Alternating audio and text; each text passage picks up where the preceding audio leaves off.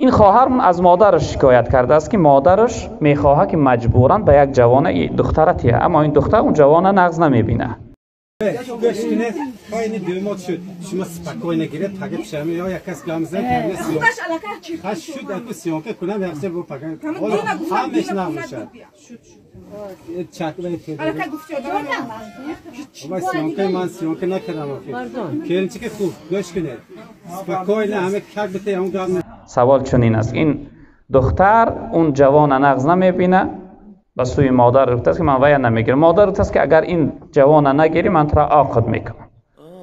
اکنون مادرای محترمه پدرای بزرگوار از شما التماس و هزارها التماس، فرزندای خود را بدبخت نکنید. بگذاره که چی دخترهاتون باشن چی بچه هاتون باشن، کسی را دلشو میخواه همون نگیرن، کسی را میخواره از کسی دلشو میخواه همون نگیرن. مجبوری و امیتی هم حیاتی پسر هم حیاتی اون دختر تلخ میگردونه. اکنون این شب و روز اون شب و روز این است که زمان پیش همه دخترها صالحه بودن و پاکیزه بودن و خانه نشین بودن و امروز بگذاره که جوانها هر کدومش کافته موافقی دیلی خودش یک کس انتخاب کرده گیرن. سوال این خواهر این است که آیا اگر مادرم از من ناراضی من اونا نگیرم آیا من عاق میشم؟ عاق نمیشوی خواهر محترم.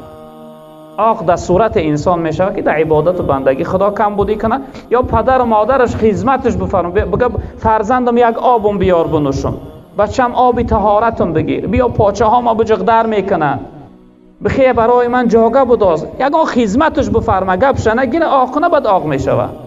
اما در هر کار دیگه عاقت کردم پدر و مادرم از فرزند عاق میشوند.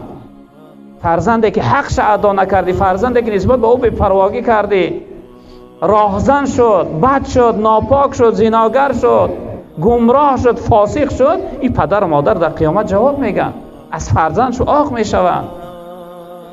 پدر و مادرهای محترم، فرزندم بهترین نعمت خدای نسبت به این فرزند باید انسان به اهمیتی نداشته باشه. چی دخترها تو باشه چی پسرها تو باشه بگذار میلش، اگر یگان یعنی دختر یا بچه ناپاک و بد باشه قبولش نکنن میلش، اما انسانهای صالح و صالحه وقتی یافتن بگذاره چون خوشبخت کنن. متاسفانه بعضی انسانهای من میدونم که حیاتشون چقدر تلخ گذرانده ایستادن، حیاتشو به ناخوبی صاحبی 3-4 فرزندش است تا امروز میگه حضرت زنم نمیفارم، ای زندگیم نمیفارم، غمم میگیره بگه میشه، خانه رفتنم نمیفارم. به چی خاطر؟ پدر و مادرش مجبور دادنش. خواهش میکنم پدرها و مادرهای بزرگوار بگذاره فرزنداتون خوشبخت باشن، بگذاره فرزنداتون موافقی یعنی خواهش دلشون یک انسانی کسی را دوست میدارن بگیرن تا اینکه حیاتشون شیرین گذره، حیاتشون خوشبخت گذره.